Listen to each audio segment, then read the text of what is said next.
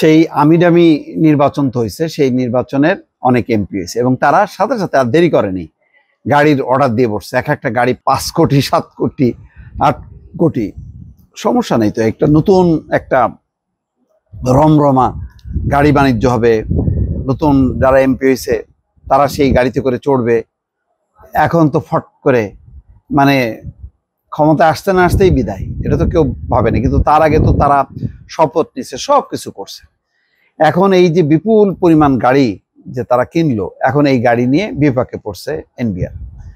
সেই গাড়ি নিয়ে এখন কি করা যাবে তা নিয়ে তারা ভেবে পাচ্ছে না। এর আগে নিলামে তোলা হয়েছে, নিলামে এই গাড়ি কেনার কোনো পার্টি পাওয়া যায়নি, একটা দুইটা বোধহয় হয়েছে, কিন্তু অধিকাংশ গাড়ি পড়ে আছে।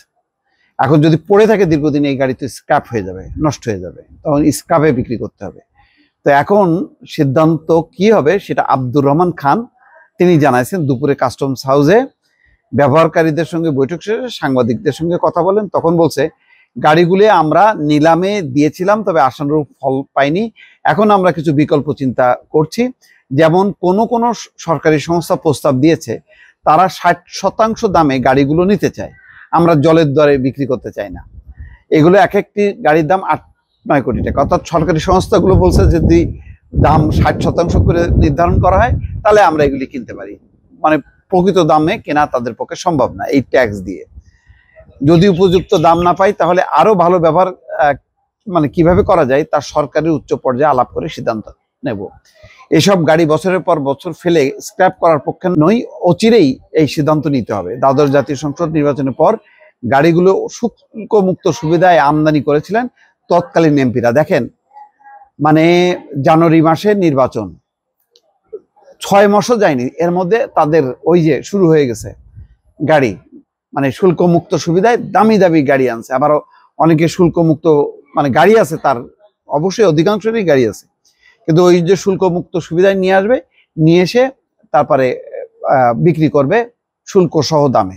মানে এটাও একটা রমা, প্রথম দফায় যাতে সবাই 4-5 কোটি টাকা করে লাভ করতে পারে। মানে এগুলি হলো এক ধরনের ভোগবাদী। এমপি হয় এরা তো দেশের সেবা করতে না, এরা নিজেদের সেবা করতে আর নিজেদের আখের গোজাইতে। তো সেই কারণেই ওই কোথায় গাড়ি আছে, কোথায় প্লট আছে, ফ্ল্যাট আছে, এগুলির দিকেই নজর। এইসব ঘটনার থেকে আমি মনে করি যে আসলে আগামী যে সংসদ হবে, এমপিরা হবে, তারা কি করবে? তারা কি সেই পূর্বতন যেইগুলো নিয়ে মানুষ সমালোচনা করতো সেগুলি বহাল থাকবে? অর্থাৎ শুল্ক মুক্ত সুবিধা তারা পাবে, কি কারণে পাবে?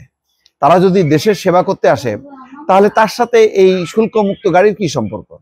সম্পর্ক তো নাই। এখন এই ব্যাপারে সিদ্ধান্ত নেওয়া দরকার। দেখেন, ইতিমধ্যে যেগুলি অনেকগুলো গাড়ি চলে আসছে, মোট 42টি গাড়ির মধ্যে 24টি গাড়ি গত ফেব্রুয়ারিতে প্রথম দফায় নিলামের জন্য তুলছিল।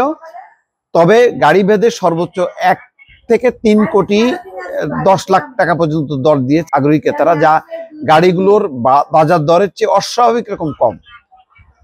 দর কম হওয়ায় তার ছাড় দেয়নি কাস্টমস। এখন বন্দরে 6000 কন্টেনার দীর্ঘদিন পড়ে আছে, যাকে এটা অন্য একটা বিষয়। তাহলে দেখেন, অলরেডি প্রায় 42টা গাড়ি সেগুলি বিক্রি করতে পারতেছে না। আর যদি আর কিছুদিন থাকতো তাহলে কিন্তু আরো অনেক গাড়ি চলে আসতো, তাহলে পরিস্থিতিটা আরো বেসামাল হতো যে এই গাড়িগুলি নিয়ে কি করবে। যাক, এখন এটা কি করবে, হয়তো এটা একটা সমাধান হবে। সবচেয়ে বড় কথা হলো আগামীতে যাতে এই ব্যতিক্রম থাকে, অর্থাৎ এই শুল্কমুক্ত সুবিধাটা আর কখনোই হবে না, এনবিআর একটা প্রজ্ঞাপন জারি করুক। দর্শক ভালো থাকবেন, আল্লাহ হাফেজ।